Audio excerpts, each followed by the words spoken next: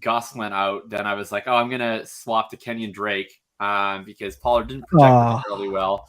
And so I swapped what was a Hurts, Pollard, Mooney lineup. Ended up being an Allen, Drake, Gabe Davis lineup. And then I did up the math later. It would have been first place instead it didn't even cash. It's like such a massive change. What a I'm currently winning my Best Ball Mania league, so I'm taking that. That feels Sweet. Take that to the bank, baby. That's good. Let's go. Yeah. A crisp $35 on my $25 investment. Hey, man, that's whatever. Money is money these days. You got to get it on the side hustle. Well, you just got to get in. You just got to advance, baby. Advance to survive. You got to get that advance rate, and then you got to survive, and then you got to survive again, and then you got to win $2 million. That's it. That's all it takes. It's just simple. Just draft the right players. Like, it's not fucking hard, guys. $2 million, I'll pay y'all out. God, hey, I hope so. Hey. Yeah, so while we're in our bonus stage, shout out everyone for hopping in. Jacob, do we want to I was going to actually go through the effort of getting sad music for you so we could watch another one of Jacob Sanderson's prize low price running backs Dynasty die. We saw Eno, we saw Chase, we've seen Henderson. Dude, we can't do this. Chase, like Eno and Daryl are fair. I don't even I roster like 2 of Chase Edmonds probably. Eno and Daryl, dudes. I'm just saying we cannot do this the week of Wan'Dale Robinson going down. Yeah, that's actually depressing. I wanted to take this time to make fun of Jacob's bottom of the roster running backs just because it's. I don't know what's happening right now. I don't remember the last time like this many running backs were just yeeted into free agency for what maybe no reason. We'll even say Latavius Murray, who we'll talk about later, but they used him. This is world we're all living in it. Yeah, they used him in New Orleans. He looked good, and then they just went, yeah, he'll make it to the practice squad. What are you doing? So we've seen like multiple running backs just get cut halfway through the year this year. It's crazy. I've been so tuned out of like my rebuild rosters that I forgot to get excited about the Melvin Gordon news because I've had so much Javonte Williams now. I just completely have removed those from my mind. That's like I actually traded for Javonte this week. The whole Javonte thing just bums me out because like it's you know what, it shows us like how little we know even about the things we think matter in fantasy, right? It's like all summer the discourse was like, well, we know it's going to be a great offense and we know Javonte's a great talent. How many carries is going to lose to Melvin Gordon? And it's like, it turns out that Melvin Gordon was like absolutely no threat. Like he didn't even finish the season on the team. He clearly would have been not an issue to Javonte past the first couple of games, but the team actually sucks and Javonte got hurt, right? It's like, it's one thing that we don't even know if bets are going to hit. And then we don't even know like on the terms from which they'll hit or not hit. It's a cruel game. It is. Go ahead, Billy. I was just going to say, it's so crazy. I always hear this thought experiment of like, take the best kicker in the league. How many kicks could they miss in a row before they get kicked off the team? Like it feels like that happened with Melvin Gordon, where Melvin Gordon, as much as we want to crap on the guy and talk as much trash as we want, he's only hated because of Javonte. That's it. He'd be beloved by everyone. He's been terrible this year, guys. He's been horrible. No. I know. But like, how many fumbles on the goal line before your team is like, you know what? I'll take Latavius Murray over him. Like, well, I mean, we could look that up. Latavius has been a lot more effective this year. Like Melvin. Like the Melvin thing, like last year, everybody, we were trying to put Melvin to the glue factory, and he was actually pretty good last year on a carry by carry basis. This year, he's really fallen off the edge. Like he's no longer effective. I have been pounding the table my entire fantasy career for Latavius Murray. Like I know he's now 32. Every time he gets a start, he is always good, and it's annoying. Yeah, here comes 2022 league winner Latavius Murray down the stretch. You got Carolina this week. I mean, what a matchup. I mean, I think it was. Do you think he's absolutely DFS chalk this week? Like everyone's plugging him in because he's going to be so cheap? I mean, probably. I mean, if there's any running back on earth where it's like I don't want to play this guy at ownership, like it's definitely Latavius. We'll see. It is Tuesday. I have not even thought about the DFS slate. I won't even think about the DFS slate until after the Thanksgiving slate. But you can always bring him back with that awesome Sam Darnold, DJ Moore stack, baby. Yeah, are you gonna play you should. That's like the all Tom stack. You should play the Darnold, Latavius, DJ Moore stack just for the bid equity. Oh, I was hoping when I first logged in, I was trying to find the old banner of Sam Darnold QB1. Oh yeah, just to run it. Hold on, kind of. Do I not have it here anymore? I didn't see it. I could be missing shit, but I think I deleted it because you kept making fun of me for having it. Yeah, I did. That's super funny. Hey, there were 4 weeks of my life where everything was good. Where you were insufferable. As a 34-year-old man, my life was complete until I have children because of that 4-week span where I got top 4 wide receiver DJ Moore and QB1 Sam Darnold at the same time. My life was bliss. Well, you'll be getting it again moving forward. You're gonna get it again. I just don't know if the sequel's gonna be as fun. Guys, I always appreciate people watching and listening.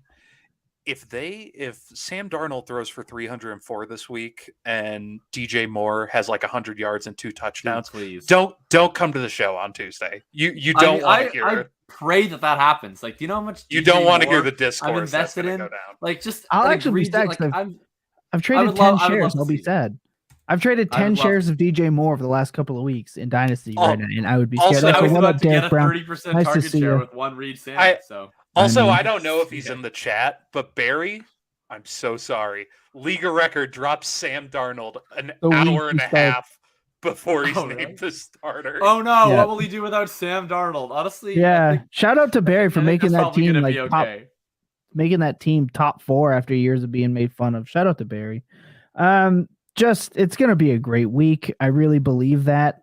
I was really, really depressed when I actually had to sit there and be like, hey, let's not take a shit on Marcus Mariota right now because I'm in a startup right now, which is what kind of spawned the topic for this week is I'm already doing a midseason startup. And somebody was like shitting all over Kyle Pitts because he has Marcus Mariota. And I was like, remember that Mariota is only like a negative 4.4 points behind per game than Lamar Jackson right now. Like, can we not just it's not all Mariota's fault. So let's pump the brakes on that a little bit. Well, he's good at running. It's throwing. Yeah. I'm just saying it's not all his fault. It's not all his fault. Oh, don't start with that. John will Dynasty Coach A or John Arrington will come in here and be like, you got to play tiered PPR and tiered QB scoring or it's broken. Because he hates running quarterbacks, not named Kyler Murray.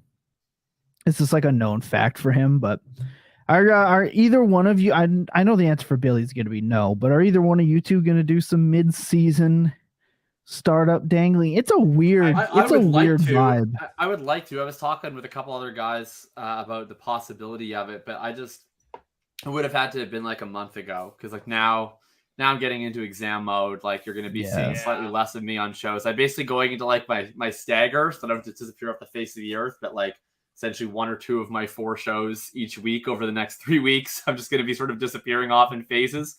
So yeah, won't be having any time to commit to a mid-season startup. I've done one each of the last couple of years, and they are very fun for sure. It's a different vibe. Man. It is interesting. It's definitely we're at the point of the season where even if I'm not doing mid-season startups, like I'm starting to phrase answers to questions in terms of, well, this guy's probably going to be a round 2 startup pick next year, and this guy is probably going to be around 4 startup pick next year. Like it's interesting to get your mind back into that zone.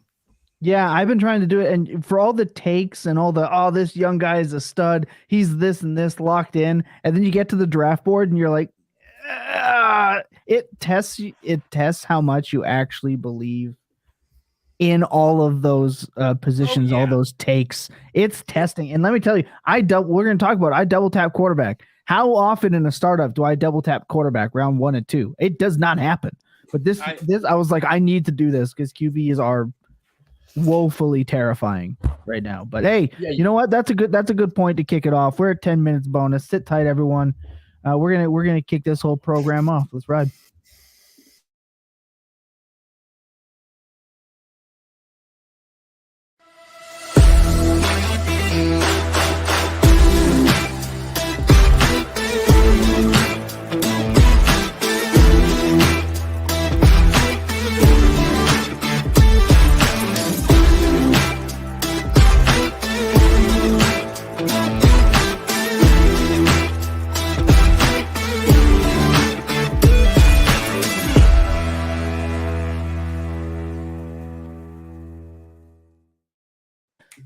Yes, it's Tuesday night, and that can really only mean one thing. If you're tuning in, you've chosen to spend the next hour and a bit with us goofballs over here at the Full Tilt Podcast Network. I am Thomas Tipple FF. Joined with me, as always, is Jakob Sanderson and at Big Billy FF as well, here for another ride. This is episode 183 of the Full Tilt Podcast Network. Kind of crazy. This is the Full Tilt Dynasty Podcast itself, the flagship program. We are powered by the Fantasy Points Media Group. Want to thank everyone who joined us for the 10-minute bonus time ahead of the show. You will not get this on the pod version.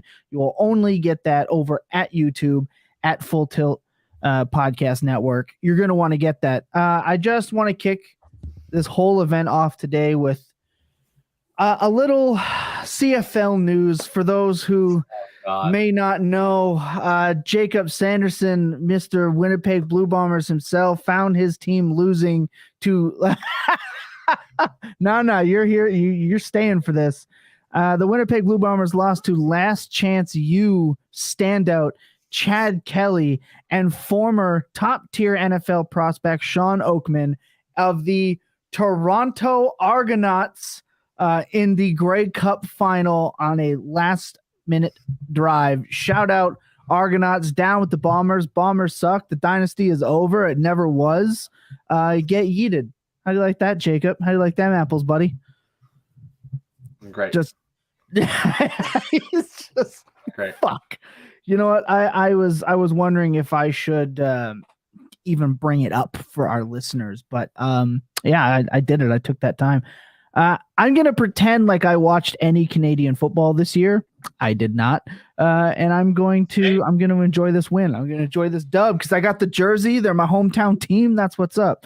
Welcome. Only way I usually roll QB is rounds 1 and 2. Yeah, exactly. We have Toronto Dave. The boys got the dub. Chad Kelly time. It's always Chad Kelly time. What's up? What's up, Jamie? How you doing? And get yeeted Bombers. That's right. TD Toronto Dave. He's up in here with the. I clearly should have just. I was saying I was going to take some time off of the different pods. I clearly should have picked tonight for the Bombers. Phenomenal. I'm here to be subjected to this. I really wish I could partake in trash talking Jakob. I got nothing here. Yeah, the Canadian Football League is like the equivalent to like Div 2 high school football. Like it's really down there in Texas. Like it's really got nothing. Yeah. But we still love it here in Canada most of the time. As always, like I said, I am joined by these two gents today. We're going to do some underdog pick'ems. It didn't go so great last week. We all struck out. It was awful. Shout out Derrick Henry. We love you for that one there, buddy. We are going to do our player pick'ems. Billy is now extending his lead and talking more and more trash as he goes along. Damn straight. And I had the worst week of the week. And of course, we are going to talk about early 2023 dynasty startups because I'm partaking in one, and we feel like this is a great time to talk about it as this is the season. You're seeing them pop up more and more. I'm being invited to more and more. It's getting very hard to fend them off. I don't want my dynasty leagues to rack up to like 60 and 70 before the draft. So it's tough to fend them off. You get that itch. You want to get at it. But there's been some interesting picks here in this draft here, guys. So I cannot wait to get into that. But of course, we are presented by Underdog Fantasy. And of course, you can use promo code FULLTILT over there at Underdog. And they will deposit match you up to $100 on your first deposit. It's phenomenal. It's tons of free play. You got playoff best ball, just everything you could possibly want. Pick'ems. This week, Billy, who do you have for your underdog? Yeah, this is a nice week because usually when we do the show, we only have like the extended pick'ems for the Thursday slate. Yeah. Well, we got 3 games on the Thursday slate this week, baby. So I'm starting off with the Thanksgiving slate. I'm taking Gabe Davis over 4 receptions against Detroit. Gabriel Davis has been beating that already, and it seems like the team is wanting to develop him more and more into this kind of more consistent piece of the offense. And it seems like it's been successful the last couple of weeks. So I'm going to take that as a plan with Gabriel Davis. I think Jeff Okudah has been performing a little bit better than people have been giving him credit for, and he's probably going to be playing a lot of man on Stephon Diggs this week. I don't think that's going to matter a whole lot, but that would be 2 more receptions to Gabe Davis. So. But enough for him to have 5 receptions, and that's all we're looking for. For myself, Jacob, I don't see yours in there. I got mine. I got mine. You do? Okay. For myself, Gabe Davis over 4 receptions.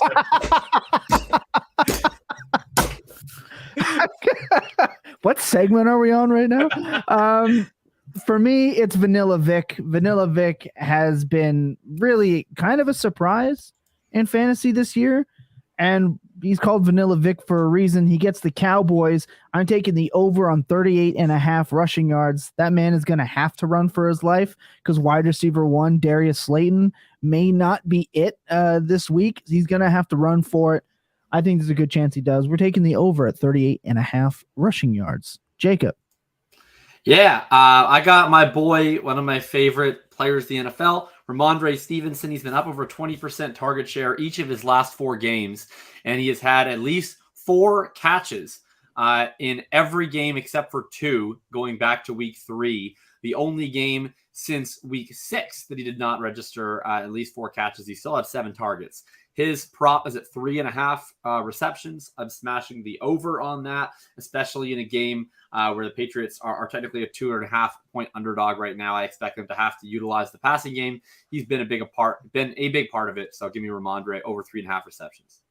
Oh yeah, Ramondre is not only proving me wrong in my take lock, but I am so happy I switched up and bought back in. Jamie, I gotta hop on my live show now. Oh yeah, man. Have a great show, Jamie. Much love to you. Thank you for popping by. Peace, Jamie. Yeah, I absolutely love Mondre right now. It'd be interesting to see where he goes in this startup. Like, he's going to be a dead zone back for sure, and we'll see what happens with that. But we're going to take a quick break. When we come back, we're going to do Not in My League before we roll into the heart of the episode. So sit tight. It's going to be a short break, all right? Because Lucas needed a break, the poor guy, and the clips are, all right? We needed a break.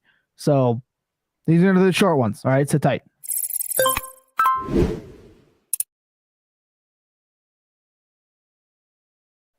I do short ones. I so badly wanted to play the hamburger one again because it is so fucking funny to me, but I didn't want to ruin. I don't want to use it too much because that's going in the highlight reel for the end of the year. Look, every week we play Not in My League. Look, we understand that your league is super sharp. We understand that you guys are just the best of the best, grinding the waiver wire every single day, not letting your opponent breathe when it comes to picking up that next elite option. We get it. This isn't for you, okay? All of these players that we're going to talk about today, all 2 of them, because I have no money because I suck at this game and thought we had 200, not 100.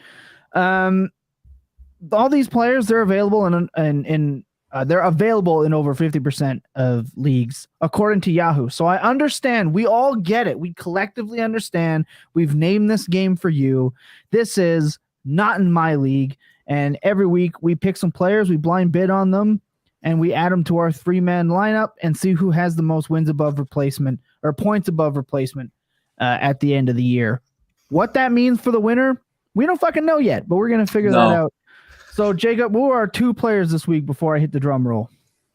Yeah, we've got the two running backs that really just belie what a late season waiver wire running back is, which is usually someone entirely uninspiring, usually someone pretty old, usually someone who reeks of dust, and usually someone who fell ass backward into touches, usually due to the injuries or incompetence of others around him.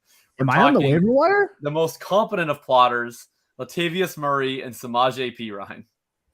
I thought you were describing my entire playing career there for a minute, but all right, here we go. We're gonna hit the drum roll. The winner of the Latavius Murray sweepstakes. It was me. Woo! Look, Billy went all in. He put in his $13. I had $17 left. I'm behind a little bit here. A big Billy. I need to go all out for the victory. There was no fucking around, so I bid one more dollar than he has in his budget. I bid $14. We locked in Mr. Latavius Murray. I'm not sure what's going on with Jalen Warren's injury. We'll see if he comes back. Yeah, that's weird. But I could not be sitting out any further weeks here, and make sure that we don't have all hands on go. That was the combination of two different phrases: all hands on deck and all systems go. All hands on go. My hands are on go. I got $200 for passing. I get $200 for passing deck with my hands. There we go. All hands on go. That's getting quoted out on like every meme we put out for a player. It's all hands on go with Jacob's quotes. It's phenomenal. And watching you go through the range of emotions of figuring out what you just said was pretty good too. I was like, what was I combining there? Because that I said it. I was like, that doesn't sound right. What was I attempting on that one? Oh my gosh. Okay. And the winner of the Samaje I hope I say that right. Samaje Perine sweepstakes. Nobody bid. Shocking. Oh, and I don't want all my money on Latavius. Sad. I mean, he might be a legitimately good option. If he was playing anyone except for the Titans, I would probably try to just take him and even drop like Garrett Wilson at this point for him just to lock in. Don't drop Garrett Wilson yet. Michael's coming. But no, I just the Titans' run defense has been fantastic. Samaje Perine. So he's probably going to average 2.5 yards per carry this week. Can he still find the end zone? Maybe even twice? Absolutely. Will I be starting him in like 8 dynasty leagues? Of course. But I'm not expecting more than like 12 points. But I think he can get you a workman like 15 carries, 3 catches for like 50 yards at a touchdown. Or he can score you multiple touchdowns and absolutely win you the week. Who knows? Oh, I hope Who so. absolutely knows. But look, every time Samaje Perine scores, FT_Maddie's hairline recedes. Just like a little bit. Every time, just because it sends him absolutely off the rails.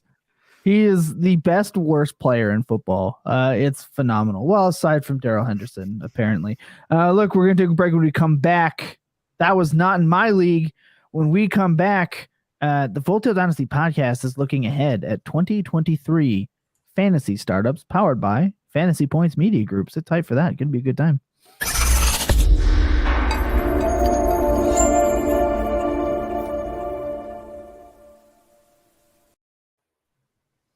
Look, the 2022 season is kind of dead to me right now. Like every player is injured. Everything sucks. The world is melting. Lamar Jackson's barely better than Marcus Mariota. The world's in shambles right now when it comes to 2022. So we're going to look ahead. We're looking at 2023 already. Yeah, exactly. We're all hands on go for the 2023 fantasy football season.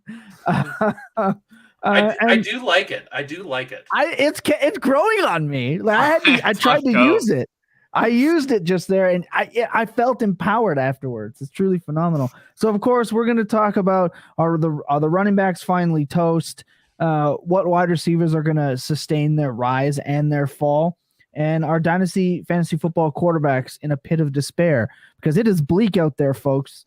There were some late round last year, like some late round favorites, obviously, with like Matthew Stafford, my own, and Matt Ryan, who thank God got his job back. Jameis Winston, like there were some guys that were late round favorites. We should probably real quick, just because you brought him up. I think we all owe an apology to Jeff Saturday. We did a lot of trash talking here, and he is really good. And then he lost the second game, by 1 point to the best team in the league. Hey, I don't care. We've seen the dead cat bounce with the coach. Like, how many times have we seen? It's like the coach gets fired, the new coach comes in, they play really good for a couple of games. Like, haven't we seen this like every year? Steve Wilkes, first drive. Steve Wilkes beat the Bucks like 2 weeks after he came in after the firing. The first drive for the Colts looked just like it was magical. It was like 7 carries for like 51 yards for Taylor. He scored a touchdown. I went back into leagues where I had him and typed like the nickname thing. I was typed in reborn. Like, yeah, like I was lit. And then I checked at the end of it and I was like, he didn't fucking do anything else. No, you just the first drive I was living. Yeah, Chase and I, especially on the DFS show, we were pumping Jonathan Taylor. Second week in a row, we were pumping Jonathan Taylor on the DFS show, and we thought he was gonna we thought he was dropping 40 after that first drive. Like he was running the damn ball, and then things totally died from there. But, sorry, team. I meant to bring that up earlier. I want to talk about that earlier on the show. Yeah, man, it went completely off the rails very quickly, and it really sucked. But let's talk about 2023 startups. Jacob, I know you on Sweat and Bullets. You guys recently did the Who Is the Dynasty RB1. It was a phenomenal bit. Great conversation. You can go and check that out. That's Sweat and Bullets. Who do you think was the first running back off the board in this startup I'm currently in, if you had to guess? The answer to your question was Travis Etienne. Yes, that was what we decided on. First off, I'll note that I don't know a single person who was in this startup outside of you, and I know that you drafted quarterbacks the first 2 rounds. So I don't even know like who I'm guessing took this running back. That's a total shot in the dark. Yep. I honestly don't know. It that way. I honestly don't have a freaking clue because I think that people have like 6 or 7 different answers to this question. Yeah. This is definitely not who I would take, but I'm going to guess it was Ken Walker. My money's going on Saquon. Neither of you were correct. It was Jonathan Taylor. Okay. And it was at the 2-6. It was at the 2-6. 2-6. Wow. 2-6. Yeah. Next, we had it went Jonathan Taylor, then Breece Hall at the 2-8, then Christian McCaffrey at the 2-9, Kenneth Walker at the 2-10, Travis Etienne 3-1, Barkley 3-2, Eckler 3-4, Najee 3-6. 3. Okay, not if we're doing like the which one sticks out. But the 2-3. The next one's going to stick out to you. The 2-3 snake turn is really where these running backs are going. Yeah, and then Derrick Henry 4-1. So that's where we're at for running backs right now. But I knew that one was coming. But guys like DeAndre Swift are plummeting, right? Yeah, I don't know obviously with DeAndre Swift. Honestly, like I'm buying him at his first and a second price, or his first straight up price, or if I can ship off like a mediocre wide receiver, like I don't know, Deontay Johnson and something else for him. Hell yeah, I'm doing it. Yeah, I don't know. It's like I'm in the business of trying to have takes on everyone, and it's like when you have 50 leagues, there's almost nobody I don't have shares of. So it's like, to me, it's like there's almost nobody that I can sit out entirely because it's like either I'm buying guys or I probably have some I could sell, or I have the opportunity cost to sell or whatever. I don't have much Swift. I have 3 currently out of 50 leagues, so slightly below market. But I don't know what the hell to do. I'm honestly just in a holding pattern. Like I put out a thread of like a bunch of my thoughts, but I don't even know. Like correct. I think that my biggest concern with Swift is I don't think anybody can be like 100% sure what portion of this reduced role is due to health and what portion is due to performance.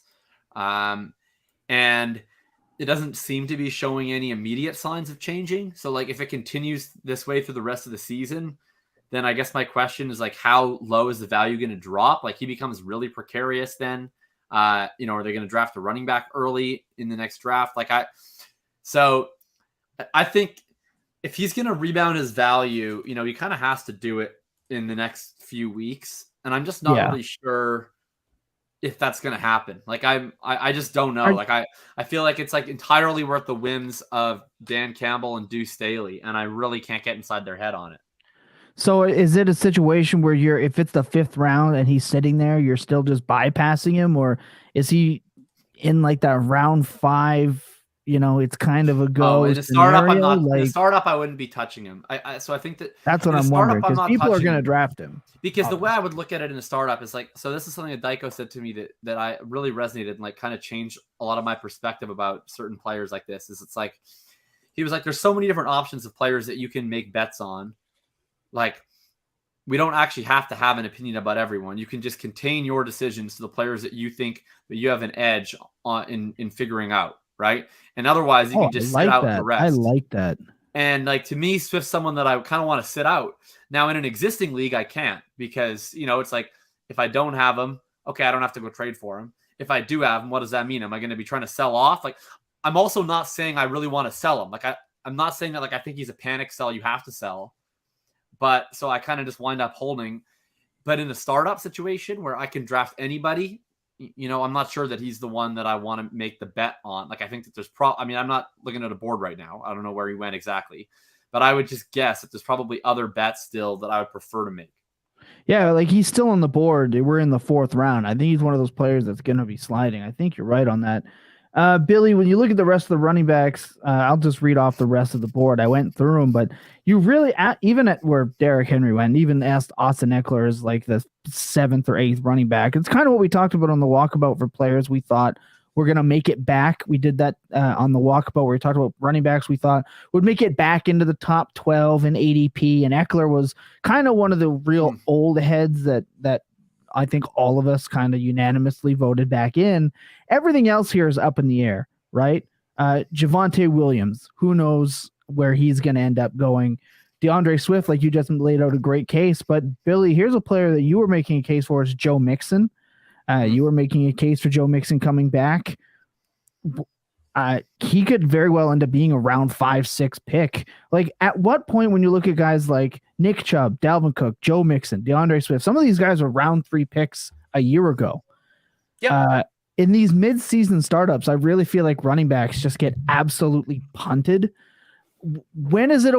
We're talking about dead zone-ish type running backs who are known to be elite assets at this point. So is Dynasty running back just absolutely dead? Like, that's really what it feels like. It feels like it's finally just yeeted. No one's trading their above market price for them. Like, no one's giving you above market price. Like, for the most part, if you go and look at like Dynasty Trade Finder. I mean, you know what?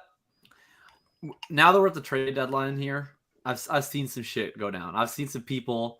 Oh, enlighten us. I've seen some. I'm just like I've seen some people empty the pockets a little bit. People start looking at the win-loss column. People start wanting them W's. It's hard. Like, I haven't found it particularly easy to sell running backs at major profit for the most part, but you catch someone on the right day. Like I still saw someone this is prior to Thursday Night Football, but like I still saw someone who I wouldn't say I would normally characterize as like I'm all in type of person. Like he offered up Burks in a second for Kamara. I was like, oh, that's like a pretty good return. That's what I traded you for, Alvin Kamara. Well, the other two is a little bit actually exactly. Yeah, it was. Yeah. So to me, it's like, okay, I've seen. So I think people are adding where they need to. I think that the thing is, what's interesting about it is that we usually see with running backs, in particular veteran running backs, and it varies league to league, is that the cheapest you're usually going to get them is going to be in, the off season or at the time of the startup, because people don't want to invest in an asset with a short-term value until they know what their team looks like, right? It's not very attractive to be like, I'm going to take a 26-year-old running back, because that kind of pushes you towards an all-in build, right? You're drafting a guy where if the rest of your draft doesn't go as planned, you're really locked in. I didn't like last year. I thought that Christian McCaffrey was a really strong value in startups. He was usually going around the 2-3 turn in the late 2.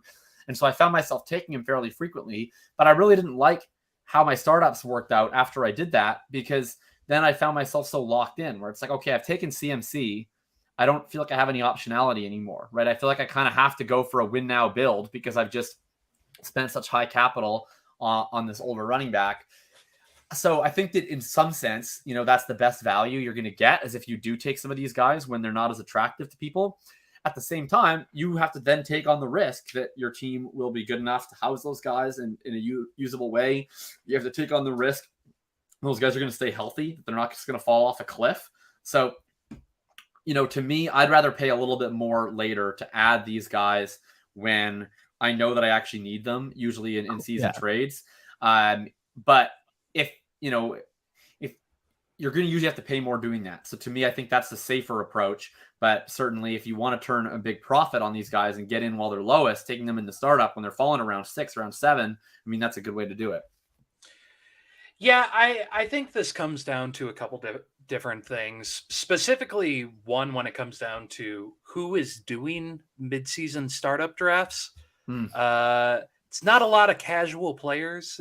Like Yeah. it's a lot No. of players who have Degenerates. made a big career on knowing which one of these guys are going to hit.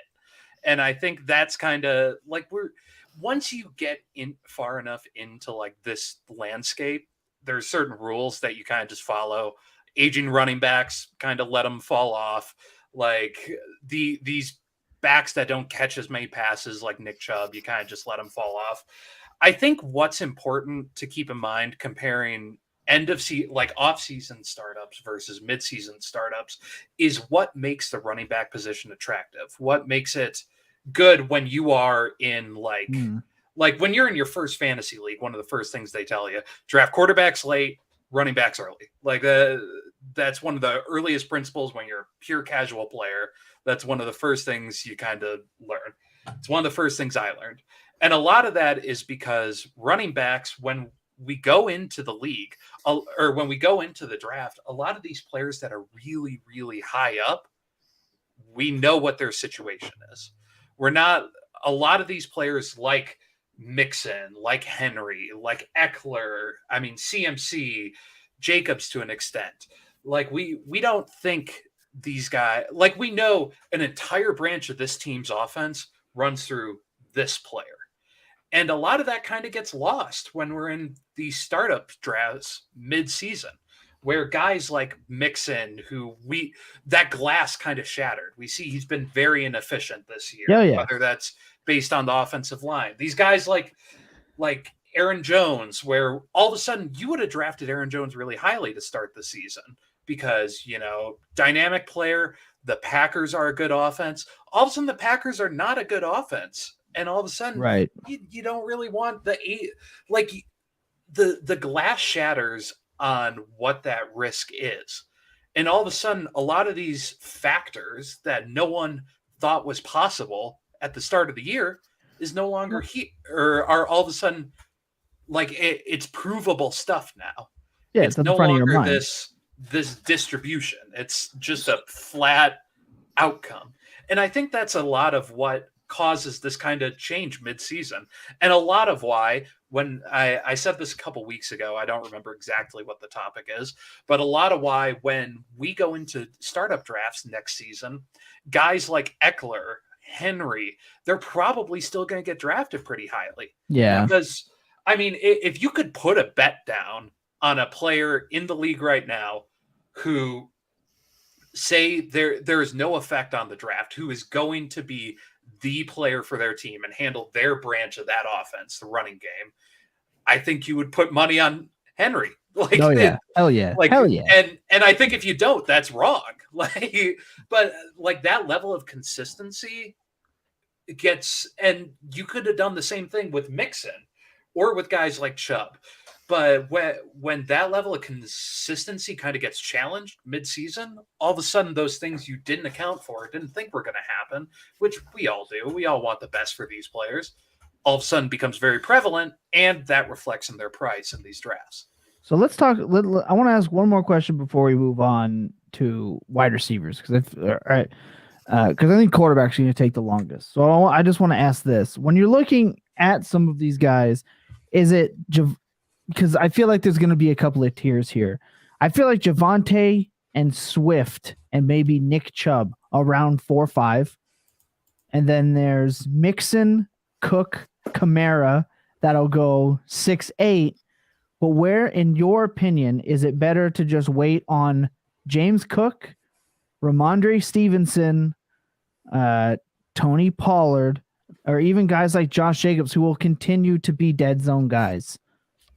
Well, so I'll say this. I'd rather draft. I didn't really understand the question. I'm sorry. So there's going to be tier breaks, right? So obviously these next round and a half to 2 rounds, you're going to see the Javonte, the Swift, that next possibly elite tier. Then you're going to get the next old guy tier, which is the Mixon, the Connor, the Cook, the Chubb. And then after that, you're going to get these, young, maybe iffy if they hits James Cook, Ramondre Stevenson. I'd rather have Cook, Stevenson, and I don't know, Tony Pollard going in the next year, then paying high on some of these guys in the upper class, or is it just fade at all costs?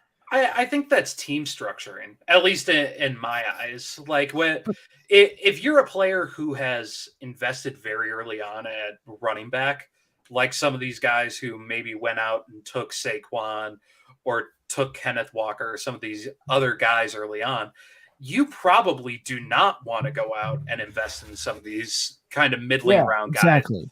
Like Mixon, say what you want, he's going to be consistent and get a significant workload. But if you're already sitting on Walker and ETN or Taylor and Saquon, there's investing in Mixon, he's just going to sit in your flex. I mean, he's going to be a good flex, but you kind of lose out on that.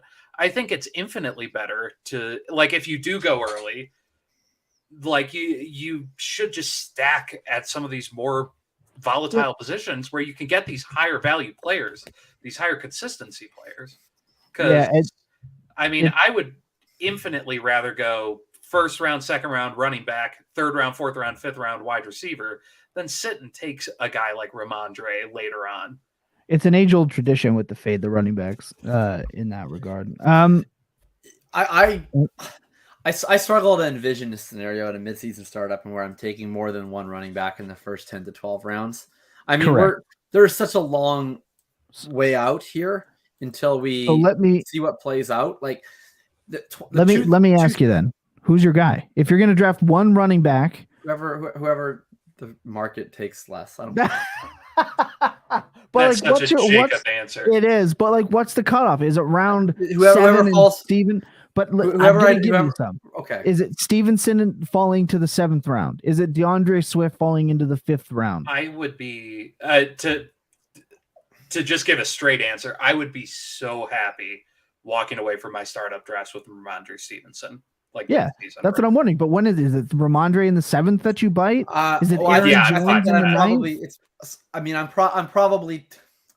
It depends on how the draft goes. Like, I would never walk into the draft being like, I'm going to try and take this guy in this round. Jacob, I need a clicky answer here, buddy. Okay. Right? I think that the most likely scenario, if I'm going to take a running back at any point in the decently high leverage rounds, would be that I'd probably take one quite early, and that I'd probably take one of the ETN, CNC, so like a hero. Taylor. Like, I'd probably want to take one guy that I feel like is really robust to any sort of situational downgrades, but I'm not. But it would depend on who else is available. Like, I don't know, but I don't think that I'm going to be waiting a lot in the middle, because this year in particular, there would be two things that would be guiding my line of thinking as we go into startups this year, which is quarterback around the league is at an all-time. What's the term?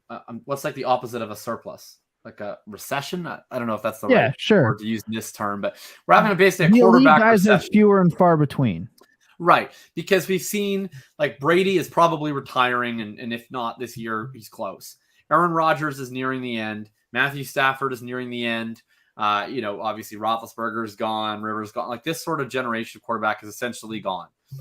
Russell Wilson has seen his value fall precipitously. There are questions about Derek Carr's future. Like, I put out the tweet where I was thinking about all the quarterback situations. Cousins. It's like, how many teams are like actually thrilled where you would say, okay, this quarterback that they have today is the quarterback that they intend to have 2 years from now, 3 years from now. They are very much in short supply, as David said, as Toronto Dave said. So I think that tells me a couple things. Like, number one, I really want to be prioritizing the few that are secure long-term early in the drafts. And then the other thing is that I'm starting to think these shitty ass quarterbacks are becoming kind of undervalued, because like it's really easy to look at any individual quarterback, right? Say Daniel Jones, Jared Goff, Jimmy Garoppolo, like any quarterbacks in this type of thing, and be like, oh, I don't know if they're going to be the quarterback there next year. And that's probably pretty fair, but they're good at they almost have to be the quarterback somewhere, because there just aren't that many guys. Right. Correct. Like, if you look at it, I was going to talk about that. We can talk quarterbacks now. If you go right. on. Like, if you look at it, it's like there's probably, like, I was going over this in the Discord. I think we came up with 19 quarterbacks that we could say we were 100% certain will be quarterbacks next year, and like 90% certain will be quarterbacks on their team next year. And then after that, there was like, that leaves 13 spots. And then we were like, okay, who's for sure going to be a starter somewhere, even if not with their current team, maybe. And it was like, obviously the two big rookies coming in, Stroud and Young. And then we're like, Carr, will for sure be a starter next year. Tannehill will for sure be a starter next year, if not with Tennessee. And after that, it's like, okay, there's like 9 spots left, and we're already getting to Jimmy G, right? Then there's 8 spots left. We're already getting to Goff. You know what I mean? Like these guys are going to be starters because they have to be. So I would say like that's a big thing is that aspect of quarterback where it's like I just want to be taking kind of a lot of shots on a lot of these guys in the late rounds. And running back, what I was trying to lead back to, was running back's the exact opposite. Like there are so many of them. Because you have all of these vets that aren't quite dust yet. Like the 2017 class still has a year or two of high-level play left. And you have this newer crop of backs. And then we have 2023 is a great running back class. And this is a great free agent class. You have Saquon Barkley, Josh Jacobs, Tony Pollard, Miles Sanders, Kareem Hunt. These are all running backs capable of being a lead back, right? And there's just more running backs capable of being a lead back than there are spots. And so you're going to see timeshares. And so to me, it's really hard to invest in any of this like middle class of running back because look at a Leonard Fournette for instance, right? When he goes from being a total bell cow to being a committee back, it's like he loses all of his dynasty value all of a sudden because once you're one of those older running backs, we know you don't have staying power. You don't have that massive points over replacement. Nobody wants to play with you anymore. So I don't know. I'm just not sure I'd be taking a lot of guys in the 6th, 7th round. Like that just seems fragile to me. I love that Tom was like, can you give me a straight answer? And Jacob went on an entire rundown of the dynasty aspect of quarterbacks. Then brought it back and still gave a long answer on running backs. Like that's going to be like that. I'm not going to give a straight answer. But stop asking me. I'm waiting for like a clicky. This is what Jacob said in quotes, so I can make like a thumbnail and post it. And now I'm just going to do that for a 7-minute long Tyrant. Well, you know what? The real answer is like I don't think that there's going to be a spot in the draft for probably 12 rounds where I'm really targeting running back this round. What I'm probably going to do is one of those 12 rounds is going to be some running back that I happen to like more than the market that happens to slide past their ADP, and I go, look at this, the stars aligned, and I'm going to take him. Do I know who that's going to be? I don't know, but that's what I'm going to do. And that's the answer I needed. I'm glad we got it. We got there anyway. Dumb it down for us simpletons, please. Let's talk quarterbacks because this quarterback run to start this draft was insane. Josh Allen was the 101. That's not really surprising. Patrick Mahomes, he was the 102. Again, not surprising. Justin Herbert still went 1-3. Not surprising. The first surprise for me is Joe Burrow at 1-4. Number 5 was Lamar Jackson. Jalen Hurts went immediately after. Then Jamar Chase. Then Justin Jefferson, which is kind of typical. Over Jefferson in this economy? Yeah, and then I actually managed to grab Kyler Murray at the 1-9, and then it went Dak, Deshaun, Justin Fields, Tua, then I grabbed Lawrence at the 2-4, and the next quarterback was not taken until 3-5. It is one Trey Lance. So we're already looking at 13 quarterbacks gone in 3 rounds. And that's the tier drop. That's absolutely because let's list off some of these guys right now that are available. How are you guys doing rookie picks, by the way? Was it like we're just assigning them later? Can people take kickers? It'll be points. It'll be points for us. The people who decide to yeet the rest of this season will end up. Oh, you're playing a midseason, and this season counts. Yeah, apparently, yeah. Oh, okay, cool. And we're going through like weeks, obviously week 18 or whatever. But let's look at the quarterbacks who are available here: Russell Wilson, Matthew Stafford, Aaron Rodgers, Derek Carr, Tom Brady, McCorkle Jones, Kirk Cousins, fucking Zach Wilson. You know what this reminds me of? Huh? Do you remember the old Madden games in franchise mode before they like fucked with the system to make the AI smarter? In like Madden like 2007, that all the AI just drafted a different position each round. Yes. So it was like they all drafted like quarterbacks and something else the first round. So and then it was like the second round they drafted like defensive ends and defensive tackles. The third round they drafted cornerbacks and wide receivers. And it was like if you forgot what time the position went or whatever, then it would go from like 99 best overall to like 78. And I always remember like there was one round where all the kickers would go. And I sometimes would forget. Like I'd be like, oh, I forgot what round the kickers have to go, because I always try to take my kicker one round earlier because it was the only difference maker left. And then sometimes you'd miss it. I'd be like, what the fuck? I used to be looking at 99 overall. Now the best is freaking Billy Cundiff at 73. And that's what this feels like with quarterbacks. It's like everybody takes the quarterbacks, overall. And then you look back in and it's like, oh, I could have 37-year-old Brett Favre at 78 overall. Exactly. And that's what I'm talking about. Because we can run through it. Russell Wilson, he sucks right now. We don't know if he's going to come back. Matthew Stafford looks as done can be. Aaron Rodgers, who knows? Derek Carr, probably not playing for the Raiders next year. Tom Brady, possibly retiring. McCorkle Jones, shit for fantasy. Kirk Cousins, fine, but can also give you 2 points. Zach Wilson, career likely over as he gets replaced by Joe Flacco. Kenny Pickett is Kenny Pickett. Jameis Winston lost his job to Dalton. Matt Ryan, probably gone and retired. Ryan Tannehill, he could still be there, honestly. He's probably the value at this point. But then like Davis Mills, Daniel Jones, Carson Wentz, Jared Goff, Baker Mayfield, Marcus Martin. It sucks.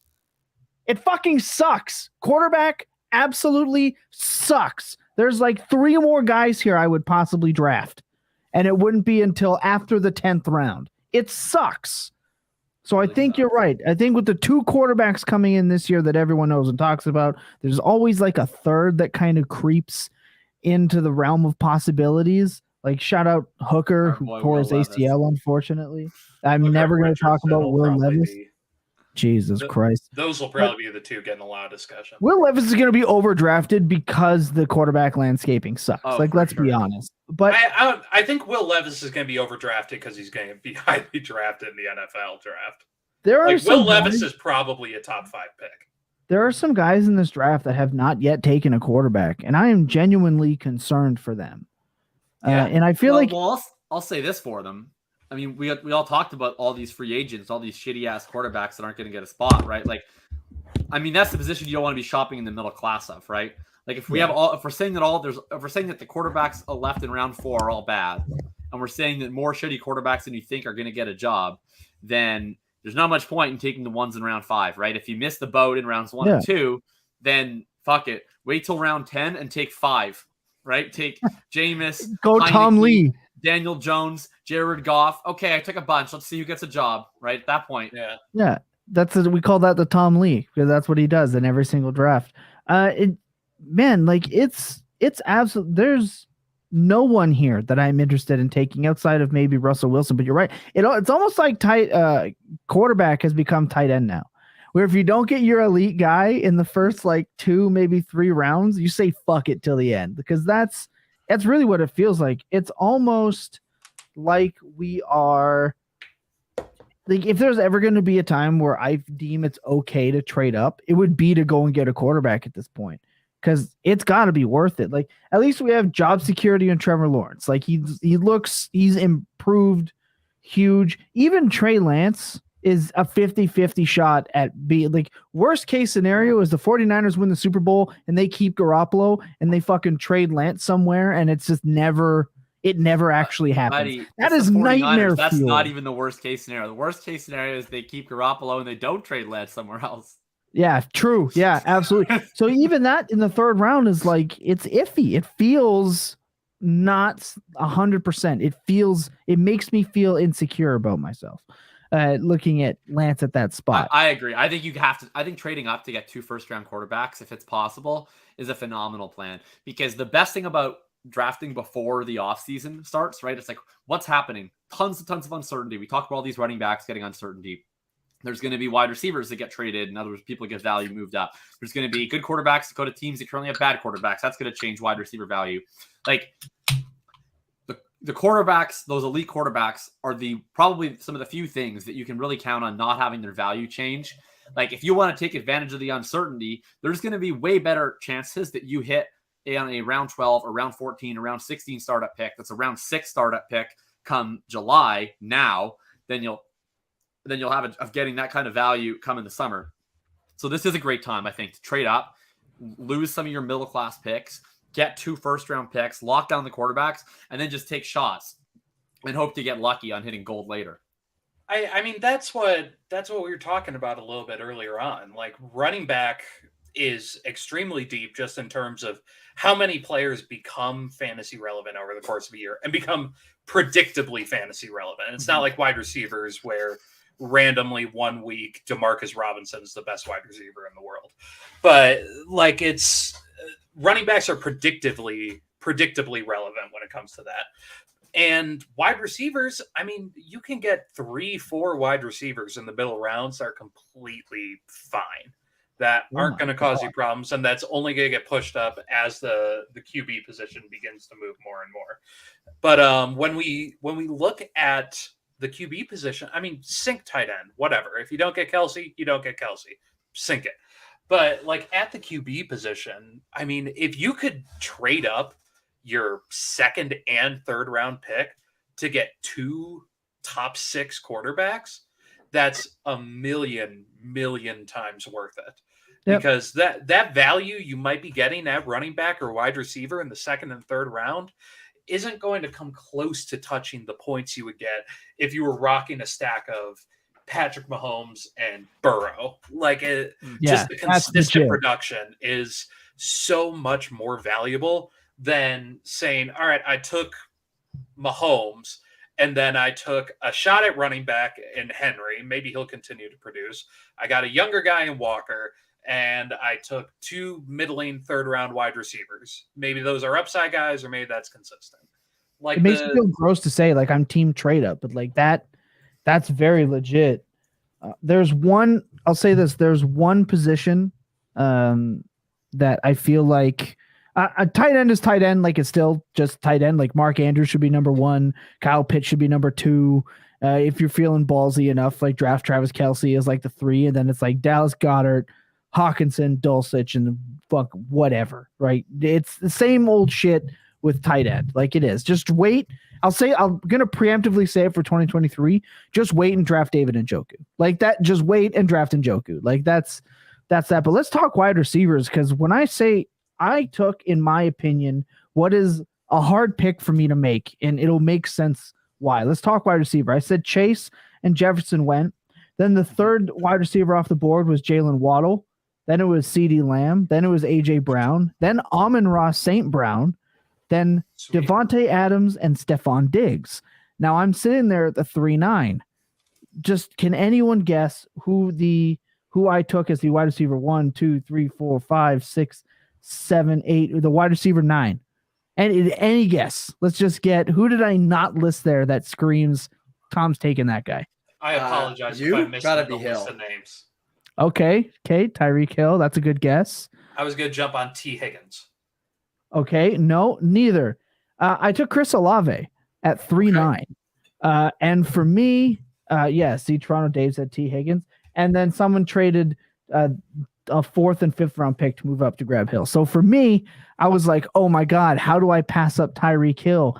And even I found myself weighing this like age value complex, which, if for anyone listening, if you haven't ever heard me talk about a super flex startup before, Tyreek Hill's like my second favorite player in the NFL outside of like Lamar Jackson. And then there's like Travis Kelce. But I was sitting there like, oh, I don't know if this is a good pick. Like this could be an awful pick. He's too young. It's whatever. He's been fucking great, like phenomenal. He's a top 10 consensus dynasty wide receiver at this point. So I went Chris Olave, a player that I have never been more wrong about within my process ever. And right after it was Tyreek Hill, DK Metcalf, T. Higgins, like second round startup picks last year. Chris Olave is legitimately like an offensive rookie of the year candidate with how bad the rest of the field has performed. Right? With Dalton and with Dalton and Winston. Like it's been, and didn't they play that other guy for a little bit too? That was a couple years ago with Simeon. Okay. Yeah, that's the one. But then like if you run down like the teardrop for wide receiver, like I don't want to draft DJ Moore, Deontay Johnson, Terry McLaurin, Mike Evans. I don't want to draft Cooper Kupp, Deebo Samuel, Michael Pittman.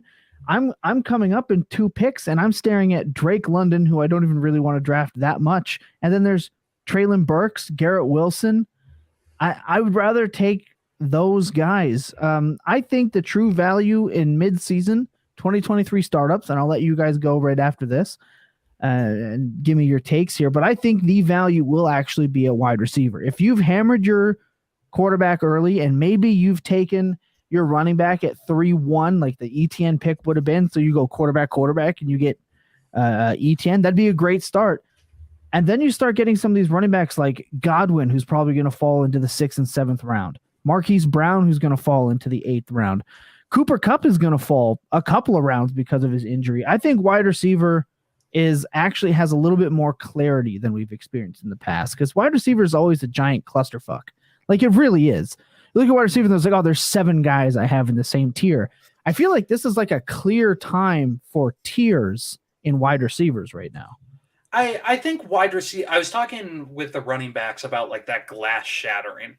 I think a lot of the times with wide receivers, that glass doesn't shatter. That it's intact a lot longer than it is with running backs. Because running backs, every time you say glass shatter, I just immediately think of Stone Cold Steve Austin. Like, I can't not think of that every time you say it. But that derailed me. But all right, I'll shut up. But like running backs, they either get the touches and they're good, or they get the touches and they're bad, or they don't get the touches. And like it's very clear cut what the team wants out of them, and if they're producing or not producing. Wide receivers, it kind of like there's a lot more of a feel to it. It's a lot more of an art than it is a science. And I think because of that, a lot of these guys like Treylon Burks or Garrett Wilson, there's a lot more to look at them and go, well, in the near future, they have a lot more upside to kind of develop into those 2nd, 3rd round picks compared to a lot of the other guys who would be in that range at running back. Like there's a lot more you can say with guys like Garrett Wilson, a QB change, 2nd year leap. The offense just gets better in general. Treylon Burks, Henry slows down. They have to throw more. Like that.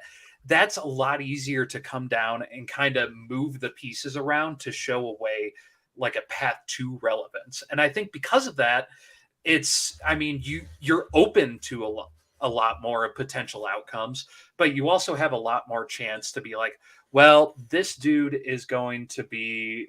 hasn't shown it yet.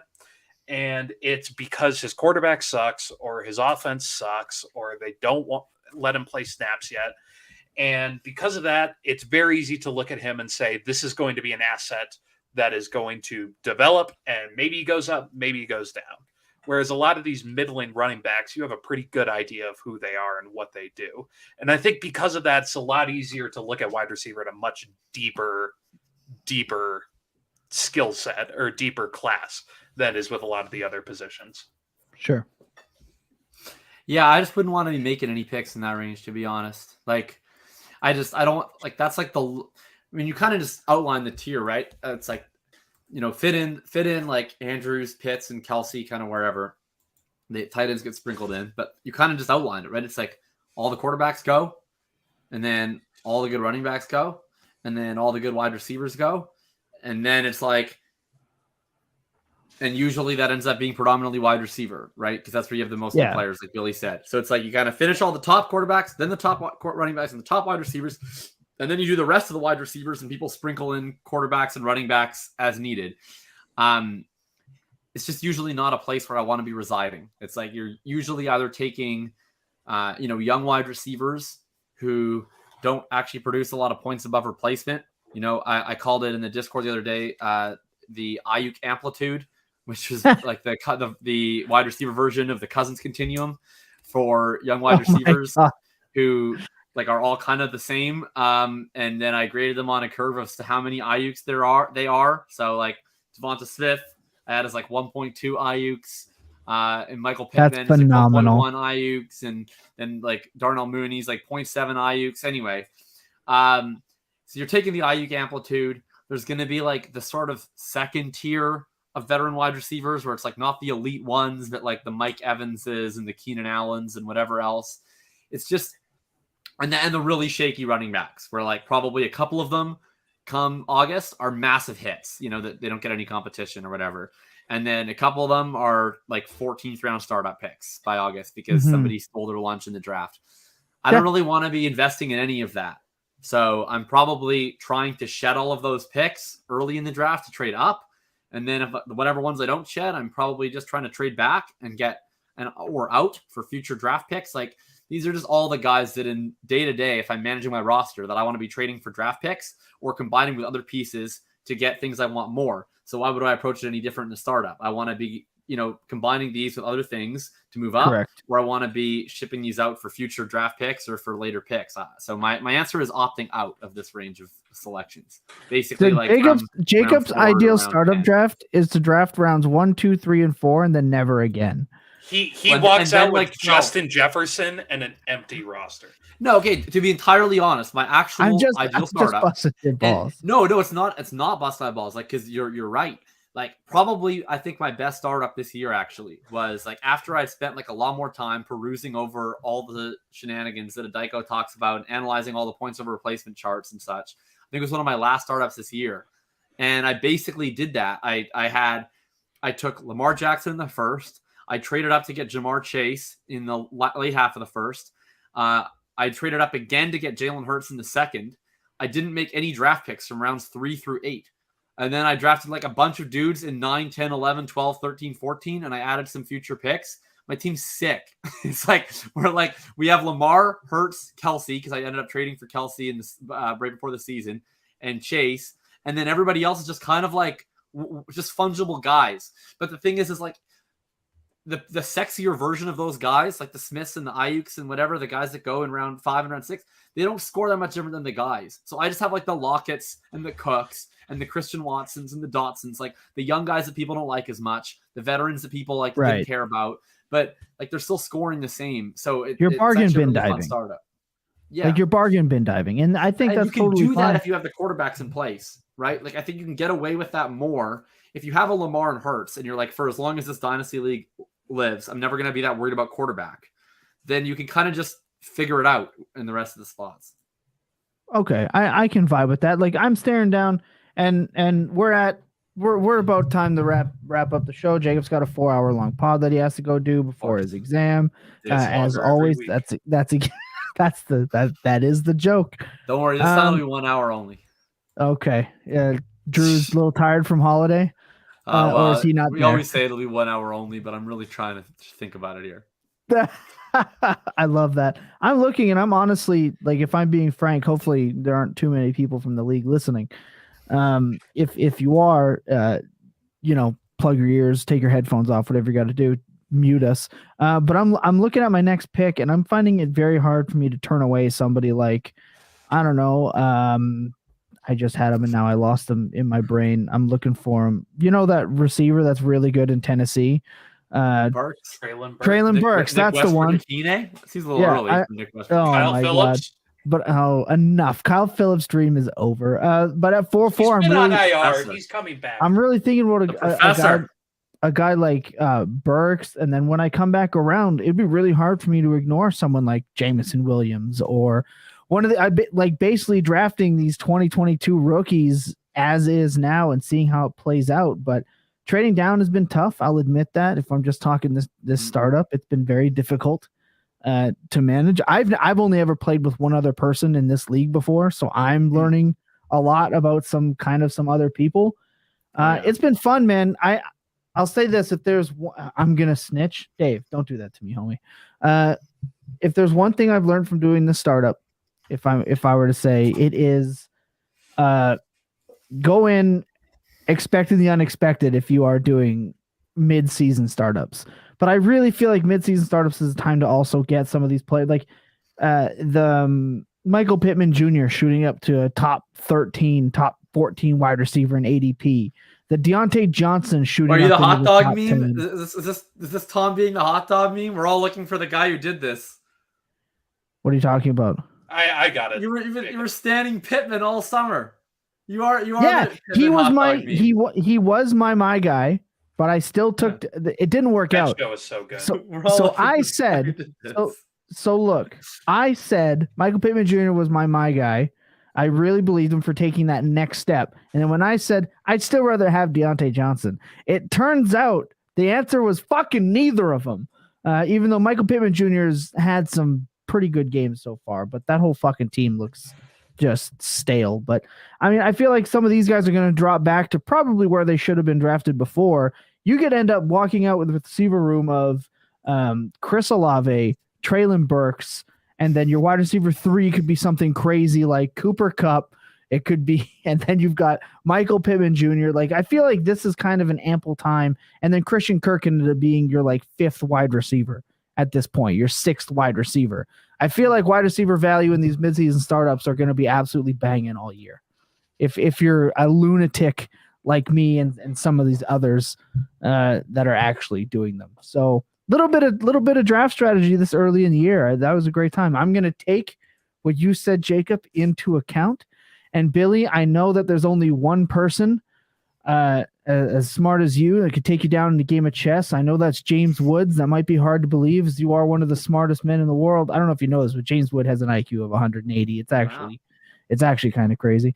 But I'm going to take everything you guys said into account, and I'm going to apply it to this draft. You could have given me a million years, and I never would have guessed James Woods was what was coming out of your mouth there. I tried to be a little unique with that one. He is kind of a genius. We have Bronson. I hope I say this correctly. Bronson Howe. Do I trade Zeke for Mike Evans or Amari Cooper? If you could pick one, I would take Amari Cooper personally, but either or would be good. What world are we living in where the Zeke owner is like, oh, should I take this offer or this offer? I don't think that's available. It should be the first one. I'm not sure if this is redraft or whichever you can get, sir. Yeah, I'd bite on Amari Cooper over Mike Evans at this point, but that's what I was getting at. Would you not take both over Zeke?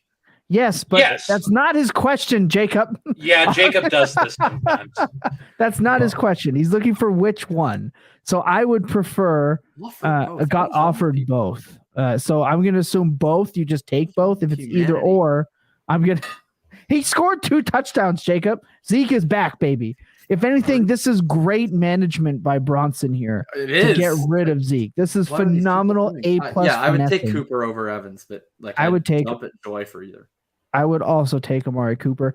Can I also just say before we go, the discourse of like Amari Cooper is getting a massive quarterback upgrade immediately when Deshaun Watson steps on the field, that worries me a little bit because he hasn't played in a while. He looked absolutely awful in the preseason. The rapport thing actually does matter. So like pure talent wise he is, but I think Amari Cooper, who's been like a renaissance just because I fucking wrote about him, apparently. This is what's happening. I write about someone and either get hurt and or they produce to make fun of me. I think he could disappoint down the stretch. I think he will disappoint down the stretch. I think it's going to be sad days for Amari Cooper. I'm just glad that he played well on the road, so I never have to listen to that horse shit again. Well he played well neutral site. He played well on a neutral site. So neutral site Amari Cooper is wide receiver 1. So games where Amari Cooper plays on a neutral site, he's wide receiver 1. He's 1 for 1. So is this a hostile crowd situation then? Like what's the meaning of this? Because I thought it was the beds. Could be the beds. It could be another city. Could be the bed. Could be the food. Could be the food. He's also flying to neutral sites. Maybe they're not as hostile towards him for that week. I don't know. The people of Detroit weren't as invested as the outcome of that game as you know the people of Buffalo would have been. The people in Buffalo would have put bugs in his bed, or who knows what it would have been. But I mean, it would have been like the in New York when they would stop all hotels and caterers just wouldn't feed the opposing teams in the playoffs. Maybe that's what we're looking at with Amari Cooper. Maybe he's got a legitimate gripe. Get Troy Vincent on the phone. And get that PA looking at that. All right, guys, let's get final thoughts and get the hell out of here. Jacob, are we doing weekly picks? Oh shit, I forgot about the weekly. I do this every week. I said weekly. We still got to do picks. Okay, and I feel like an asshole. You didn't put it in the private chat. We're all gonna do Rashad White, Josh Palmer, David Njoku. Okay, all right, I'm taking Carr, Connor, Garrett Wilson, Juwan Johnson. Oh, that's actually a really good one. I'm doing Marcus Mariota, Antonio Gibson, DJ motherfucking Moore, because of course, and because Joe Flacco's coming back. Just take Darnold, you coward. No, because I still got to win here. Watch him go for 35. I swear to God. And because Flacco is the GOAT is coming back, I'm going to take the Conk Daddy once again at tight end. So that's it. That's what it's going to be. Jacob, final thoughts before we get out of here. Enjoy the rest of the season. Enjoy Thanksgiving Thursday. If you've never played DFS before, by the way, it's not a DFS show, but I will say this. If you've never played DFS before, the absolute most fun, how I started doing DFS is like to do the small slates, because there's so much going on the main slate and you're going to miss stuff and it's going to be so confusing. But if you're talking about a 3-game slate, a 4-game slate, when we get to like wild card divisional round, if you've ever been curious about DFS, that's one of the greatest ways to start. I would recommend for sure checking out the Thanksgiving DFS slate. You only have to think about 3 games. There's not going to be as many players. It's really fun. And it gives you some entertainment expenses. So I would throw in a couple $5 and try it out if you've ever been curious. Yeah, I agree. That's actually phenomenal advice. Billy? Yeah, y'all enjoy Thanksgiving. As the only non-Canadian here, I gotta shout it out. Y'all enjoy your time off. Enjoy your illegitimate Thanksgiving.